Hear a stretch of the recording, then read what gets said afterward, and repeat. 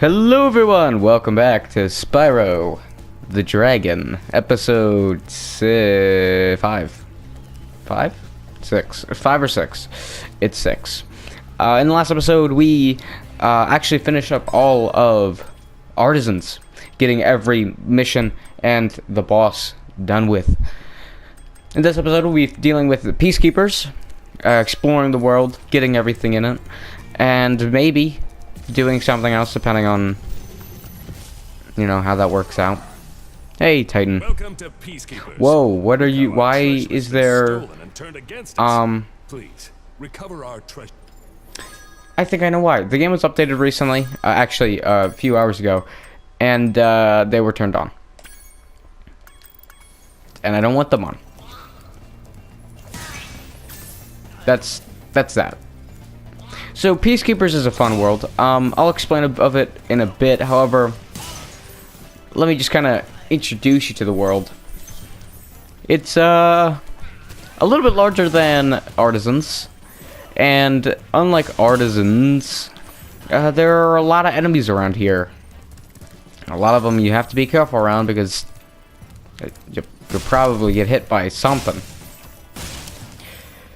Most of this area is pretty easy to deal with, and nothing is too crazy. And nothing we haven't already seen technically when it comes to like killing folk and then getting their gem. So there's that.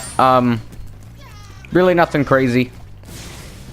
But let me explain the world itself. So basically, it is just like every world may have its special little gimmick. In this world, it's not really a gimmick, more of just like a design choice, very deserty, and that's that. That's about it.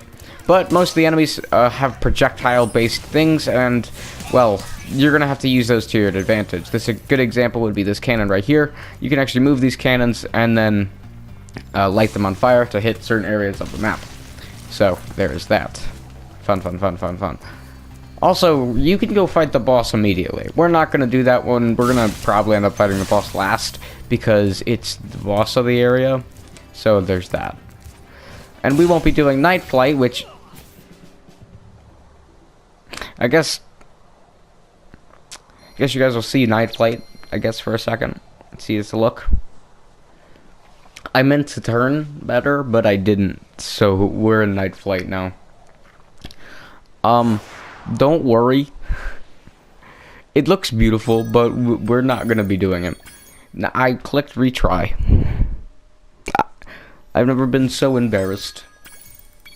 It's, easy, to say the least, but we'll get into the whole easiness aspect of it when we actually do the level, which might be later this episode, depending on how long it takes me to get everything here, or might be the episode where we fight the boss, because that's how we did last time.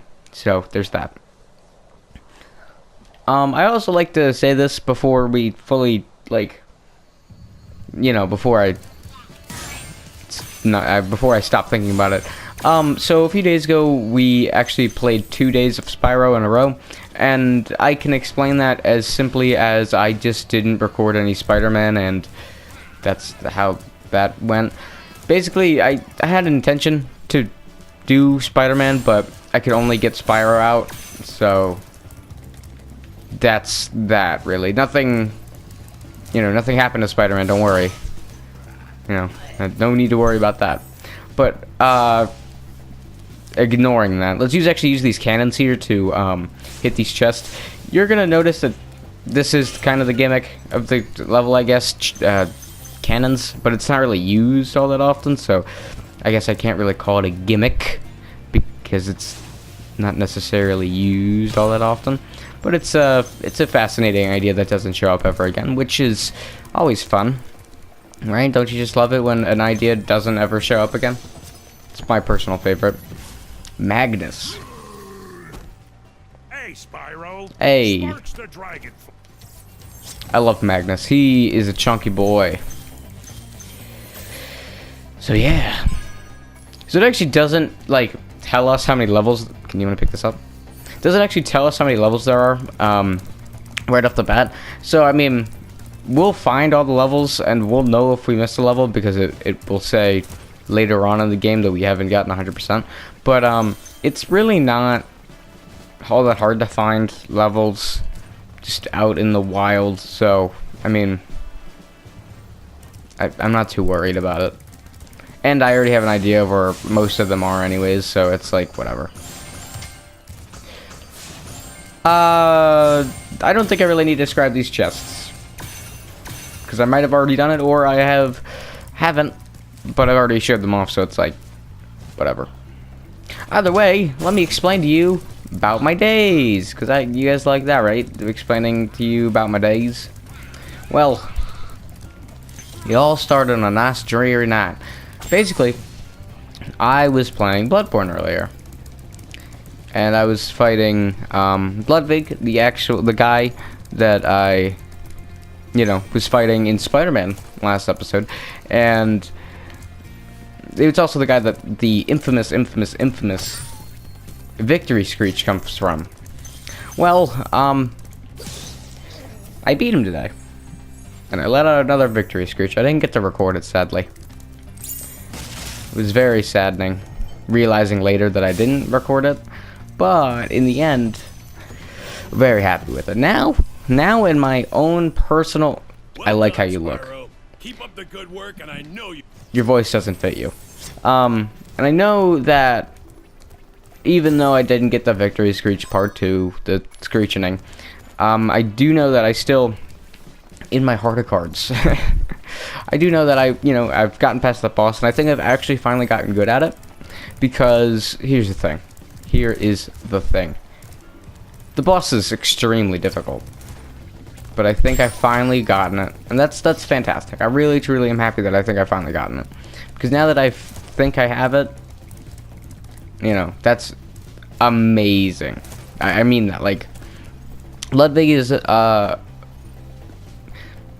boss that I have the most trouble with in the DLC of Bloodborne. Right next to Big Man, Orphan of Cause. Also, I'm dead.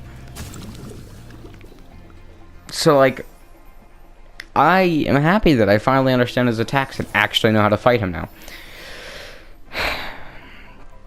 So sadly, there won't be any more victory screeches out of that boss. However, I still need to fight Big Man.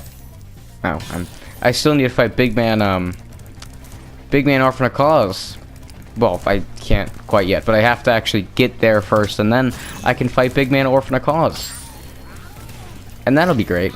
But before I do that, I'm planning on getting everything that I require.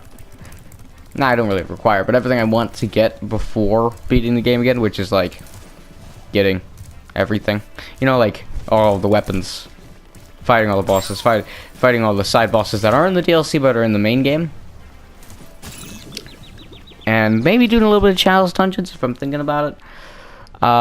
So there's that. If you haven't watched me do a playthrough of Bloodborne, it is on the channel. It's not my greatest thing in the world, but it's there. It actually is the series I was playing through when I took my inevitable break a year and a half ago. So there's that. But yeah, if you like Bloodborne, check it out. I think soon, Sekiro will come out, and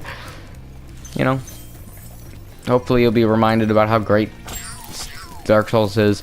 I know I've been saying about I know I've been talking about this a lot, and I'm like, all right, I would love to do a replay through of Dark Souls 3, and that's still true.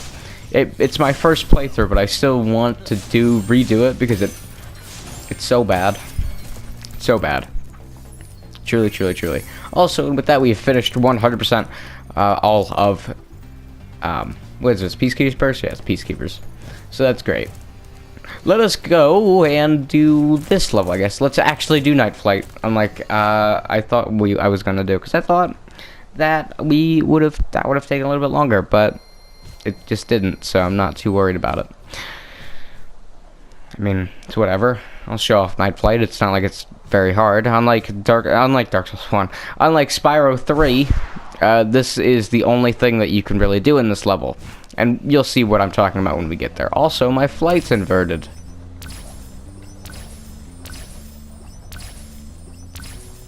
it's not messing me up because I played Batman and I know how to use inverted flight controls when it comes to Batman, so this isn't messing me up too much, but I don't know. I think my controls were always inverted, I just didn't really notice it until I said something about it. Also, you remember how I said this one's really easy? Yeah, I mean it. Literally everything's within a straight line. It's nothing's how it was in the first one, where there was one area where it was off to the side somewhere and it was little off. Yeah, no, that's not a thing here. It's quite literally just a straight line to the end. It's pretty nice, actually. But it keeps me on edge a bit because we are very close to getting running out of time. But don't worry, we are gonna be just fine. See, just fine. First try too, which is fantastic. First try, not counting the try where I entered the match and then left and then retried and then left, because that doesn't count. Either way, with that, I hope you guys enjoyed. Don't forget to like and subscribe to Quest channel. In the next episode, we will be heading to some of the missions that are in Peacekeepers. I think there's 5 levels in this thing, I think. Other than, you know, let's look. I don't know. Also, that really leaves you on edge. Like, that leaves you really on edge there. Okay, so let me actually count these levels, because I don't know. And it's not like it really matters, but it's like I just want to know.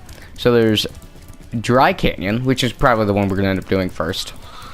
Then there's Cliff Town. That's always fun. Then there's Dr. Shemp. Okay, I really need to stop landing in this gooey goo. And then finally, there is Ice Cavern, which means there is that and that only.